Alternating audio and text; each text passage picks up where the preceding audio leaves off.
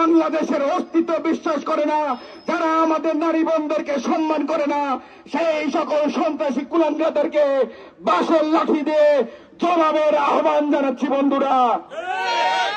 এখন বিরোধী দলে আছেন, বিরোধী দলের মতো আচরণ করুন, আপনাদের জন্য আমাদের সহানুভূতি থাকবে।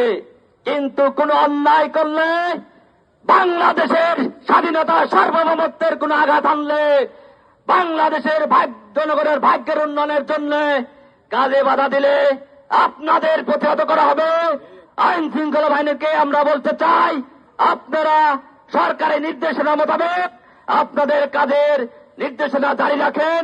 ছাত্রদল বলতে চায়, কোন ফ্যাসিস্টের প্রেতাত্মা এই ক্যাম্পাস হোক, বাংলাদেশের কোন ক্যাম্পাসে তাদের অবস্থান হবে না। বন্ধুরা আমার, শিক্ষা প্রতিষ্ঠানে এই রাজাকার আলবদর বাহিনীরা বাংলাদেশ প্রেমী বাংলাদেশের শিক্ষার্থীদেরকে কোন প্রকারে নির্যাতন করে, বাংলাদেশের শিক্ষার্থীদেরকে কোন চক্ষুরক্ষ ভয় দেখায়, সেই চক্ষুরক্ষকে আপনাদের মোকাবেলা করতে হবে।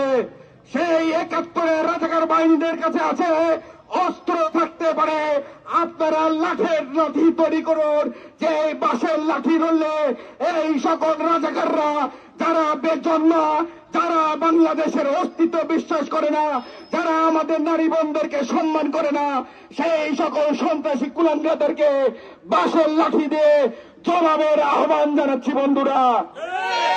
তারা প্রত্যাখ্যিত বাংলাদেশে যাদেরকে প্রতিষ্ঠিত রাজাকার বলে চিহ্নিত করা হয়, যারা বাংলাদেশের শীর্ষ একটি সন্ত্রাসী সংগঠনে পরিণত হয়েছে, সেই সন্ত্রাসী সংগঠন শিবির দ্বারা নিরীহ ছাত্র দলের নেতৃবৃন্দদের হামলার প্রতিবাদে আজকের এই বিক্ষোভ মিছিলে উপস্থিত আমার সামনে রাজশাহী বিশ্ববিদ্যালয়ের ছাত্র দলের সংগ্রামী নেতৃবৃন্দ। জামাত শিবির রাজাকার, এই মুহূর্তে ক্যাম্পাস ছাড়,